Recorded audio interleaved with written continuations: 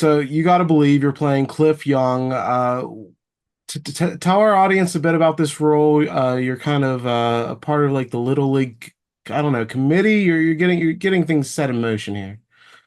Yeah, I mean, hey, it's a great movie. It's based on an inspiring true story.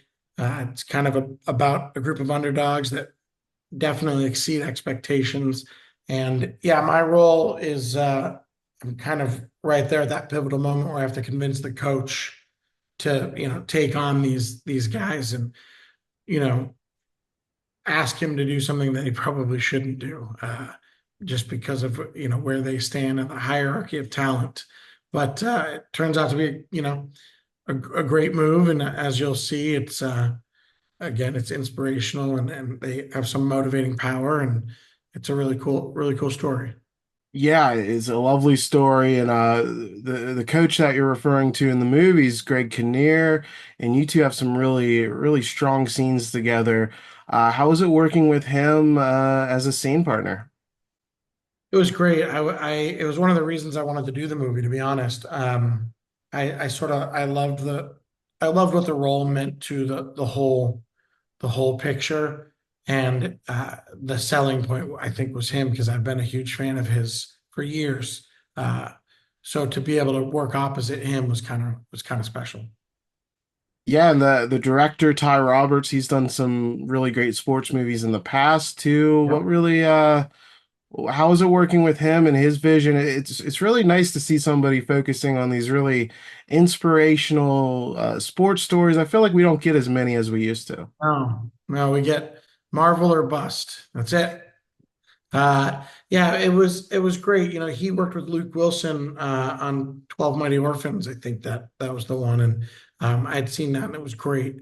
Um, and that was another part of it because, like you said, it's nice to see people investing time into uh, films that you kind of don't see as much anymore.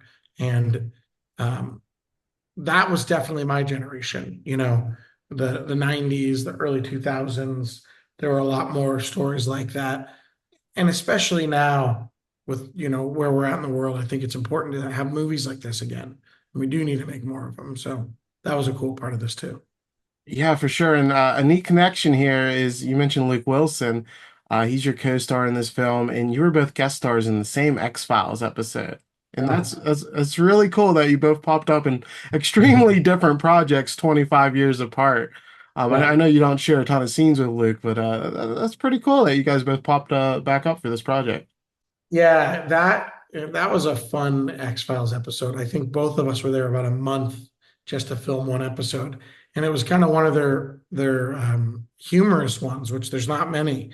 So it kind of became a popular episode. So it was really cool. I wasn't sure if he would have remembered, but we were on the baseball field and he came up to me and he's like, "Oh man, we did that really cool X-Files together." And I was like, "How good he remembered."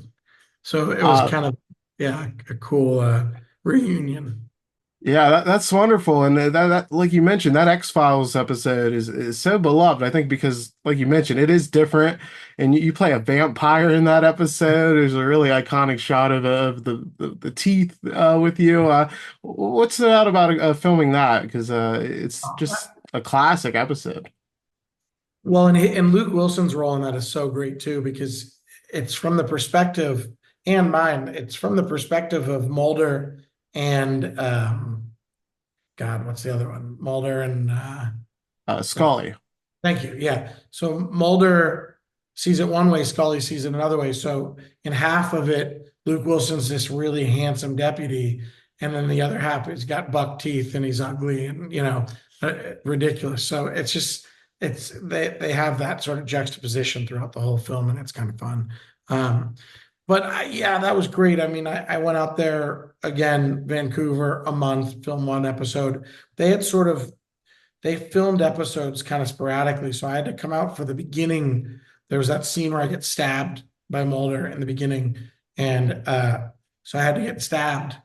And then I just had to wait 2 weeks to shoot the rest of the episode. So I just got to hang out in Vancouver. It was great. And The Sandlot is obviously such an iconic film, and I feel like one of the if I was doing a baseball movie, one of the first things I would think of is trying to get you involved. But I haven't seen you in like a ton of different baseball movies besides The Sandlot. Have there been other offers in the past of like small cameos and stuff like that, or how is that going? I think so. I sort of took a break. I produce a lot now, and I have a production company in LA. Um, but I have a 7-year-old and a 4-year-old, so for that kind of 4 or 5 years through COVID, I kind of took a step back, and so I hadn't done a lot then, and then I got back into it. And yeah, I just happened to do 2 movies in a row that have baseball themes, which is kind of fun. Um, but I don't know. I don't know why it never happened before. Yeah, yeah, you have Monster Summer coming up. I saw you as the umpire in the trailer. T tell me a bit about that project. Did you get to work with Mel Gibson any, or A who'd you little work with bit. on that? Yeah, I mainly worked with the kids on that, which was cool too. I mean, kids in a baseball field, you know. Yeah, I you guess can't get better. now that I'm a dad, now I can do that new role. I can play the adult. Yeah, I love that. And speaking of the Sandlot, like I don't it's insane, but like the line "You're killing me" Smalls. You basically influence like an entire generation of how people talk and like that's crazy. Like obviously great writing, but also the delivery is such a huge part. How surreal was that seeing that catch on? Because it's not like The Sandlot was a huge overnight smash. Like it just kept growing and growing, and now it's just completely invaded like our culture. Well, you said it perfectly. That's it. It was the way it was for me too. It sort of was a slow burn. The movie did well in the theaters. You know, it was a hit, but again, not Deadpool versus Wolverine, that's for sure, you know. And then over the years, it just 10 years, it kind of hit VHS, and then it hit DVD, and then people started buying it. And then the 20th anniversary came along, and you really started seeing, oh wow, this is passing on to another generation now. Then 25, 30, and it's just snowballed. It's crazy. Yeah, and I like that the group of actors from that have really embraced the film too. I saw your great merch, the Hambino line. How's it been really just embracing that and having some fun with fashion as well? So I have some stuff I need to pick up. Yeah, yeah. I see the stuff out there all the time, and so I thought, why not just kind of make my own here, you know? And I teamed up with the creative director of the Mighty Company, which is a fashion line for women, a jacket line. So I wanted to make it kind of, cool, and something that, is influenced by Sandlot, but that maybe you'd wear on your own anyway. That's sort of why we went with the Hambino, because it's kind of a fun name anyway. And yeah, we're having fun doing it. Yeah, and like you mentioned, the Sandlot's definitely passed on to like another generation after. It just keeps connecting with people. Why do you think that it has really stood the test of time? And I like revisiting it, and I don't know, it's a comfort film for a lot of people too. Yeah, I think that's why.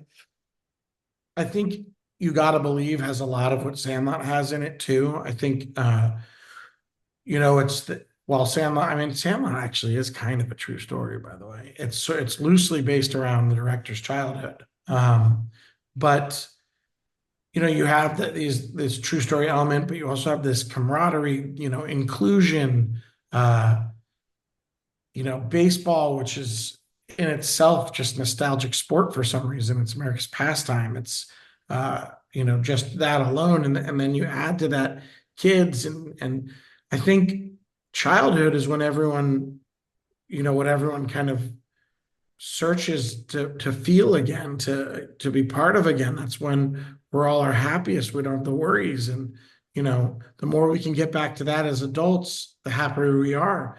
And then we have our own kids that we pass all this on to. So I think all those things make Sandlot what it is, and I think make You Gotta Believe what's really special about that too. Yeah, one thing I liked while watching You've Got to Believe, I felt like, Sandlot is so universal, and I feel like younger kids can really grasp onto that too. And You've Got to Believe is like a little step older where kids are willing to deal with some more emotional issues. Luke Wilson's character is going through cancer, and there's some heaviness to it. So it's nice having that little step up of like once you're a few years older, we've got You've Got to Believe. That's kind of great about baseball stories. There's so many great baseball movies to where you always have one that's going to connect to kids at just the right moment. And I can definitely see that happening with You've Got to Believe as well. Yeah. Yeah, I agree. It's yeah, I suppose the kids are probably what, 15, something like that. 14, 15. So they got us by a year on Sandlot. But um yeah, I agree with everything you said. It's really cool. Yeah, and I was curious. Well, what's your favorite baseball movie that you didn't actually star in? Oof. I mean, I think it's between Major League and Field of Dreams. Now, polar opposites, but Major League's for sure the funniest one that I could just watch on repeat. And I think Field of Dreams got me. It was that was really cool story and great actors, and Yeah, those are two wonderful picks, and it really shows just how you can do so much with a sports movie. Because, like you said, those are polar opposites. yeah, And I feel like The Sandlot. I believe that was like your first movie, correct? First or it second? was. Yeah, first I had done a small role on a Nickelodeon TV show before that, but other than that, it was the first thing I did. Yeah, that's wild to have such a iconic film as your very first thing. Yeah, I mean, it was my second audition too. So my first audition was the Nickelodeon thing. I went and did one day on it, so that was a pretty quick experience. And then I had an audition for Sandlot, and I'm off to Utah filming. So before I could even, blink, I was filming movies. It was crazy. And you mentioned like the anniversaries that pop up. I always enjoy seeing the whole cast get together. It's really nice that you guys have like really formed a brotherhood of just and a true friendship because it's nice when that extends past just the movie screen as well. I think fans really get a kick out of that. Yeah, we do too. We love seeing each other, and you know, we all share this experience together. We share this film that again has stood the test of time and meant so much to so many people, and we've got to experience that together as well. So we have a brotherhood that will last forever as well. That's beautiful. And my last question for you, I was just really curious. I saw this in your listings of work, and it just stood out. I read that you had done some voice work for Spider-Man 3, the video game, like on PlayStation 2. Is that true?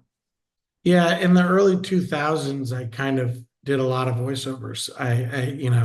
It was before you had iPhone, so it was kind of a hidden gem of an extra career you could do. Now anyone can do it with an iPhone, so it's the cat's out of the box.